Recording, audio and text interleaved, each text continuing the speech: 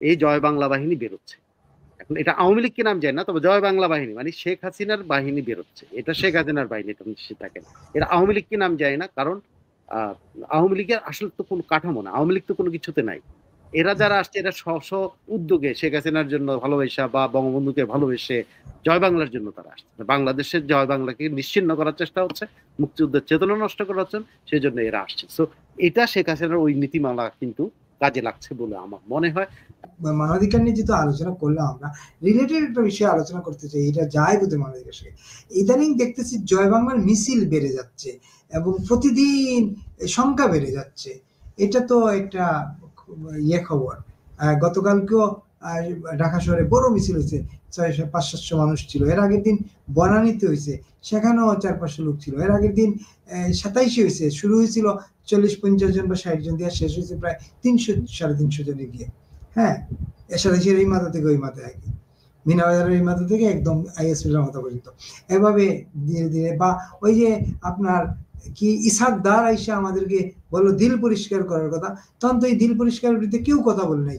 জয় বাংলাওয়ালারা আপনার মিছিল করছে গুলিস্তানে, বিরাট মিছিল, যেখান থেকে এক প্রতিবন্ধীরে এই জয় বাংলা বলার জন্য গ্রেফতার করে কারাগারে নিয়ে গেছিল, জামিন হয়েছে তার আজকে।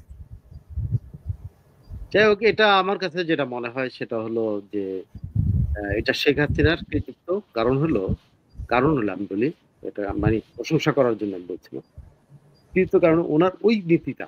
আবারও বলি, আমি সবসময় কথাটা বলি যে যে যেখানে প্রতিবাদ করবে, যে যেখানে দাঁড়াবে, সে সেখানেই নেতা।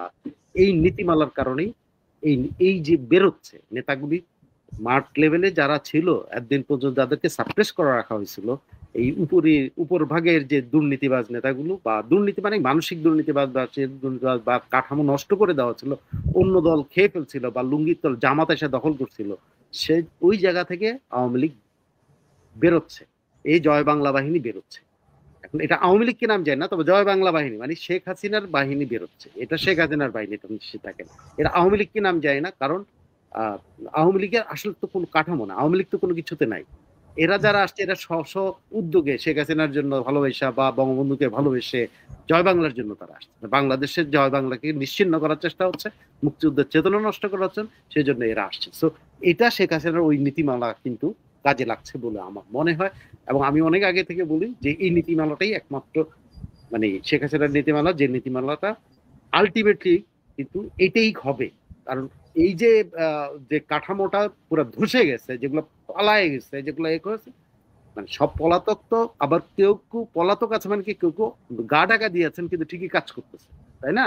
আমি তাদের কথা, যারা একদম পলায় গেছে তাদের কথা বলছি, ওরা আর ফিরবে না, ওরা আর কাঠামোতে আসবে না। এই নিচে থেকেই নেতারা তৈরি হয়ে যাবে, যারা দেশের থেকে লড়াই করতেছে এদের ভিতর থেকে নেতা তৈরি হয়ে যাবে। আপনি দেখেন দেশে যারা আত্মগোপনে থেকে পিছন থেকে হ্যাঁ হ্যাঁ, এরাই নেতা হবে, এরাই শেখ হাসিনার মানে ফাইনাল শক্তি হিসাবে দাঁড়াবে।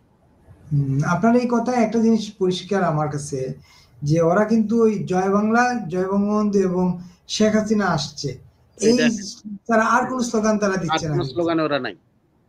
এই যে বাংলাদেশ আওয়ামী লীগ, ছাত্রলীগ, এগুলো কিচ্ছু না, জয় বাংলা, জয় বঙ্গবন্ধু। কারণ তাদের একটা, তারা তো এই স্লোগান, তাদের মধ্যে একটা ইয়ে আছে যে এই লোকগুলো যাদেরকে আমরা আওয়ামী লীগ মনে করছি, তারা তো আওয়ামী লীগ নেই, হয় জামাত, নাহলে বিএনপি, এরা সব আমার ভিতরে ঢুকে আমার দলটাকে খেয়ে। আপনি ছাত্রলীগের যেভাবে খাইছে, আপনি কি মনে করেন নাই যে আওয়ামী লীগের যে কত 300 কত সদস্যের যে সেন্ট্রাল কমিটি আছে, এখানে 50-60টা জামাত নাই? নিশ্চিত থাকতে পারেন, আপনি নিশ্চিত থাকতে পারেন এখানে আছে। এবং এটা আওয়ামী লীগ অস্বীকার করতে পারে, কিন্তু তদন্ত করলে, যদি সঠিকভাবে তদন্ত করে, দেখবেন যে বহু জামাতিকে ওবায়দুল কাদেররা পজিশন দিয়েছে সেন্ট্রাল কমিটিতে, অন্যান্য জায়গায় তো দিছেই, বিক্রি করছে। তবে অসুবিধা নাই, ছাত্রলীগ গর্ব করতে পারে ডাকসুতে তাদের বিপিজিএস ক্যান্ডিডেট আছে। শিবির থেকে যারা ক্যান্ডিডেট, সেটা তো ছাত্রলীগ কমিটিতে ছিল, বিশ্ববিদ্যালয়ের বিভিন্ন শাখা হল কমিটিতে ছিল, বিশ্ববিদ্যালয় কমিটিতে ছিল। সুতরাং এরা ছাত্রলীগের, ছাত্রলীগরা জুড়ে সুরে বলতে পারে যে না, যে ছাত্রলীগ জুড়ে সুরে বলতে পারে না আমরাই তো, এই আর কি। উপদেষ্টা লাগেজ বাড়ির লোক। আচ্ছা, কি একটা লিখছেন, সেন্ট মার্টিন থেকে তেতুলিয়া, সকল উন্নয়ন শেখ হাসিনার হাত দিয়া। আচ্ছা, 33 কিরণ। আচ্ছা।